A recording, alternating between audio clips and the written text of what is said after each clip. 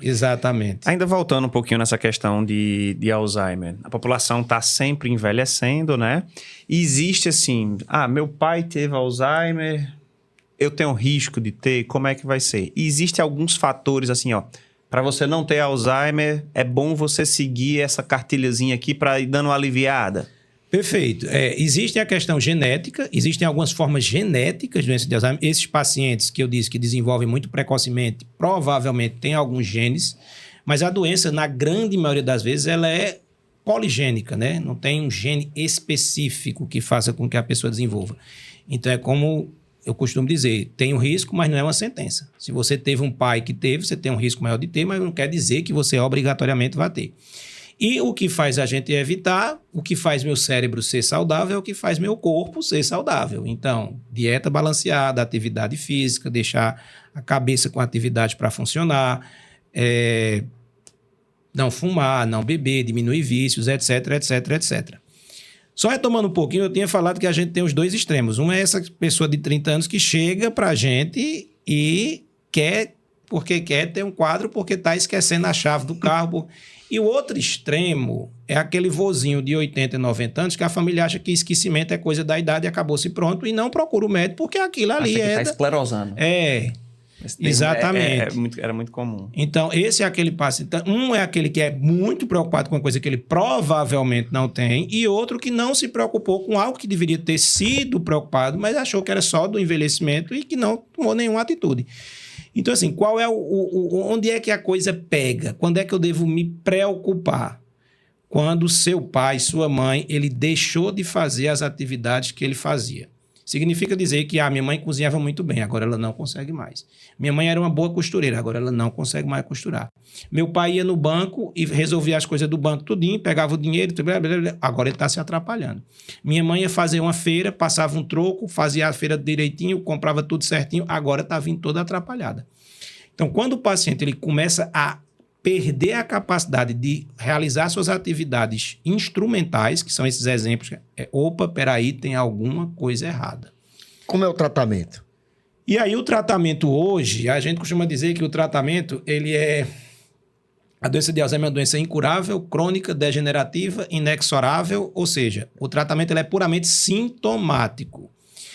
E aí eu preciso abrir um parêntese, porque às vezes as pessoas vão na internet, olhar alguma coisa no Google, né? E veem que, por exemplo, nos Estados Unidos, o FDA, que é a agência americana, né? A Food and Drug Association, não sei, aprovou recentemente uma medicação que ela teria algum efeito para evitar a progressão da doença.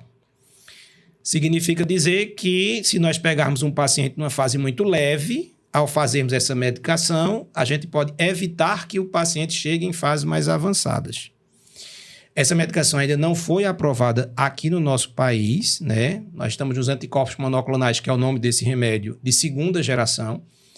E, assim, o que é que acontece? Vou tentar explicar assim de uma maneira mais fácil de ser compreendido. Não é um nome bonito que o cara... É um nome bonito, né, bicho? A gente tem na doença de Alzheimer um acúmulo de uma proteína normal no cérebro, que a gente chama de proteína beta-amiloide. E o que esse medicamento faz é inibir a via de acúmulo dessa proteína. Do ponto de vista lógico e muito que a medicina não é assim, ao inibir essa proteína, obviamente eu vou acabar com só que as coisas não são assim. Então, quando se fez o estudo, você viu que essas placas se depositavam menos, mas os resultados clínicos, ou seja, a melhora do paciente, a despeito de limpar as ressonâncias funcionais das placas, eram muito marginais. Então, não se observou um efeito clínico tão bom quanto o efeito de imagem, um efeito patológico, vamos dizer assim. Foi semelhante ao que a gente estava conversando aqui um pouquinho antes. Existe uma medicação para limpar o eletrocardiograma ficava limpo, mas o cara morria do mesmo jeito. E assim, você não trata exame. Exato. É dizendo, para ficar bonito na tela, fica. Mas a ressonância limpa, mas o doente tá do mesmo jeito. Para voltar não. Pelo menos para estagnar o negócio lá, não tá funcionando. Aí o que acontece e o que é que sempre haverá, né? Aos dois lados, as pessoas... Esses trabalhos são feitos com 1 ano da medicação, 1 ano e meio. Acho que o trabalho mais longo são 36 meses. Será que daqui a 5, 10 anos, essa curva não vai se distanciar? O paciente que está tomando o remédio, depois do 2º, 3º ano, ele não vai começar a estabilizar e o outro vai começar... Sabemos. Aí tem que esperar. Cenas dos próximos capítulos. Mas nós ainda não temos essa medicação disponível, a Anvisa ainda não disponibilizou essa medicação aqui no Brasil. E nós temos não é uma questão a ser resolvida, é que é um tratamento extremamente caro. Se não me engano, os anticorpos de primeira geração, o custo era em torno de 100 a 200 mil dólares por ano. E Alzheimer não é uma doença rara. Alzheimer é uma doença muito comum. E o SUS é um sistema único de saúde que tem que cobrir. É um dever do Estado. Exato. Então, você já imaginou os pacientes todos com Alzheimer ter que fazer um tratamento que custa 200 mil dólares, R$1,5 milhão por ano? Primeiro que o Estado ele não vai custear de forma de bom grado. Nestes casos, se de fato o médico que está ali acompanhando o paciente indicar que é aquele tratamento que vai dar uma sobrevida ou que vai garantir uma melhora significativa no tratamento da doença, o Estado ele é obrigado a fornecer o medicamento mediante a propositura de uma ação judicial. E o que vai, no caso, prevalecer é o laudo. Quem é soberano nesse sentido é o laudo médico. É o laudo do médico que trata o paciente. Existe um órgão dentro da justiça que serve como o farol, o basilador, o natijuiz, que ele quem dá fundamento para o juiz para ele poder fornecer ou não o medicamento. Mas, acima do entendimento do natijuiz, está ali o entendimento do médico a qual tem conhecimento que, com a tomada daquele medicamento, vai ter a garantia ali significativa de melhora do paciente. Aí o Estado vai ter que cobrir. Que a gente não tem ainda esse benefício significativo, vamos dizer assim, estabelecido. Mas assim, o que eu acho é que nos próximos anos, inclusive para a questão de diagnóstico, teve um trabalho, saiu ano passado, acho que em maio ou em junho, que dizia assim, Alzheimer é uma doença biológica. Significa dizer que o Alzheimer não é mais uma doença clínica. O Alzheimer é uma doença biológica. É tipo assim, você vai fazer um exame, tem um marcador, e se você tiver um marcador, você tem doença de Alzheimer. Aí vamos tentar fazer um comparativo para o povo entender. Diabetes. O diagnóstico de diabetes é um diagnóstico de um exame. Você tem um marcador, que é a glicose. Eu não estou sentindo nada, mas sua glicose de jejum está em 150. Não, eu não sinto nada. Mas você é diabético. Se você repetir, né? Tem que repetir. Acho que tem no geral, repete, tem 2 exames. Pois é. Então, Faz assim, a contraprova, né?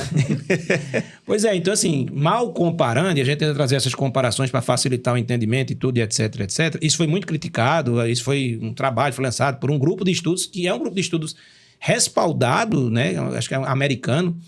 E aí a sociedade europeia e a própria sociedade brasileira emitiu uma nota para a gente sobre essas questões esses marcadores biológicos, porque começou a encher de informação, o povo chegar no consultório, eu quero um exame que diga que eu tenho Alzheimer, eu quero um exame que diga que eu tenho Alzheimer, que eu não tenho. E a coisa não é bem assim. A própria Academia Brasileira emitiu um texto em que situações você deve fazer a dosagem desse marcador e que nós continuaremos... O nosso entendimento, o entendimento da Academia Brasileira é de que a doença de Alzheimer continua a ser uma doença clínica e que o paciente precisa ter manifestações clínicas para a gente dizer que ele tem ou não tem a doença de Alzheimer. Rapaz, a sensação que o Alzheimer... assim, como todo cardiologista, neurologista, muito paciente crônico e muito idoso, mas a sensação que essas doenças neurodegenerativas, na verdade, quem sofre muito é a família, Sim. né?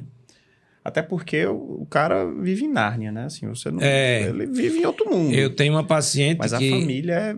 A filha diz, doutor, essa mulher não é minha mãe.